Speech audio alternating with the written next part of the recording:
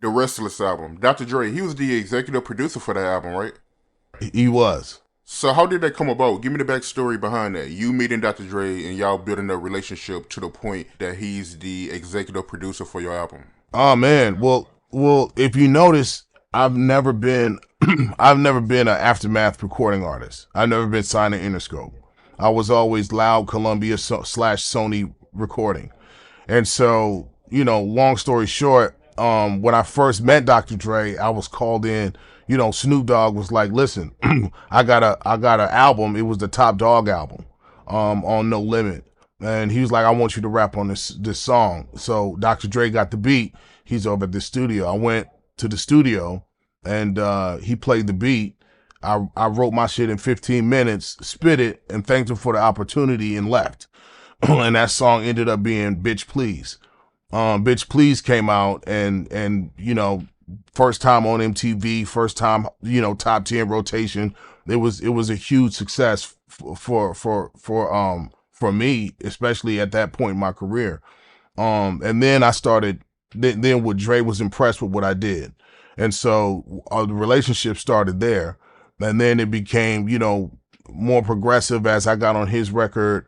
I was on more Snoop Dogg records. I was, it was just like an organic thing that happened. And so once we did the Chronic 2001, it was like, you know, we got to get you over here.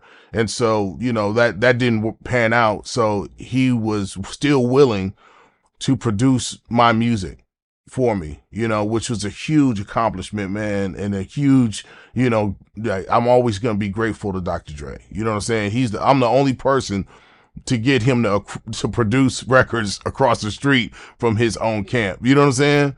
And that was fucking phenomenal. It was dope. How was it like being in the studio with Dr. Dre? What was the process like? Man, the process of recording with Dre is like a school. It's like Professor X and the X-Men.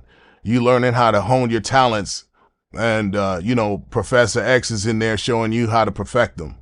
And so when you get in there, there's always a leisurely, saying welcome.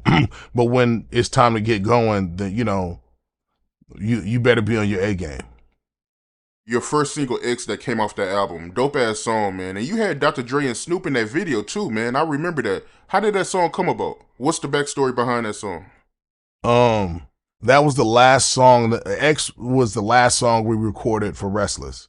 We was right about to go out on tour, and I had to finish my album before I went out on tour because I wanted it to drop right after I got on the road, right?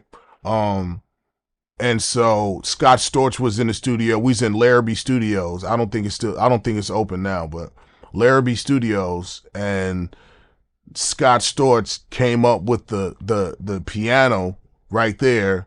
Dre was in there. They put drums to it, and then came the dun dun dun dun dun dun, and I just went in there and just laid it out. You know what I'm saying? Like we knew that was the last song I recorded for the album because we was trying to swing for a single, right?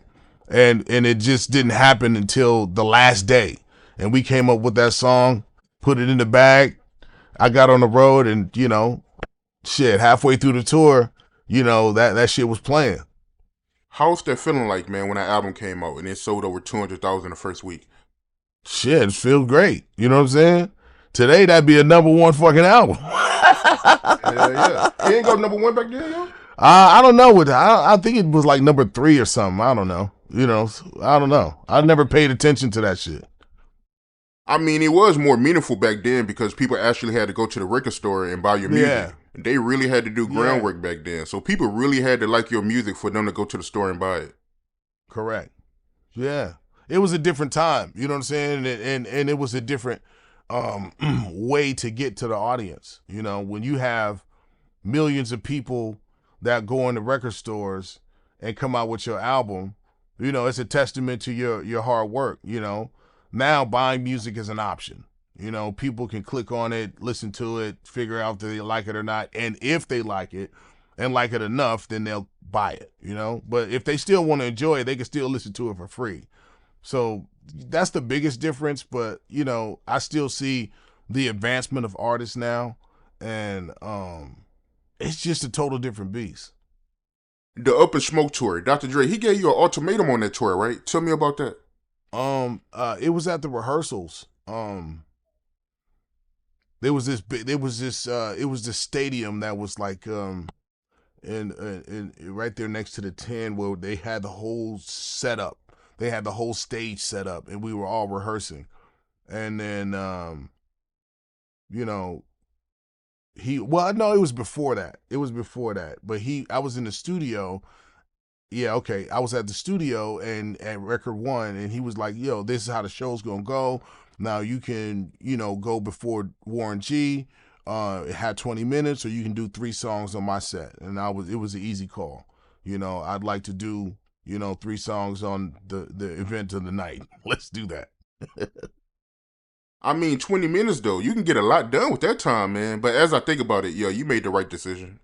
Yeah, for sure, for sure. And it's all love, man. The whole show was fantastic, even from Warren G all the way to where Snoop and Dre came out. But to be able to have records that actually were involved in that movement was a great feeling to be a part of. You know what I'm saying? To really be there in the hot seat and be part of something that became so big, man. It was dope. It was dope to come out on that stage. Never forget it. Something else I wanted to ask you, yo, if you don't mind, Loud Records, yo, how did they come about? Because at that time, man, they had a whole lot of East Coast rappers like Yeah. Mobb Deep, Big Pun, Wu Tang. Right. That says a lot that they was fucking with you and you was a West Coast artist, yo. Yeah, well, the connection between myself and Loud Records starts with King T. King T had created a group called the Alcoholics, and the Alcoholics were signed to Loud Records. The first West Coast group, no, the second West Coast group. The first group was Madcap. Um, the second West Coast group was the Alcoholics, and King T was supposed to be in the Alcoholics, but had a deal at MCA, and so he was just like the fourth member of the group unofficially. Um, but he created that whole group. And so I started working with James Broadway, who was the producer for King T at the time. Um, and so I was like working with him. It was a group that we would try to put together with me and another guy named Ollie Rock. And we were going to be called the Shady Bunch. I know. I know. I know.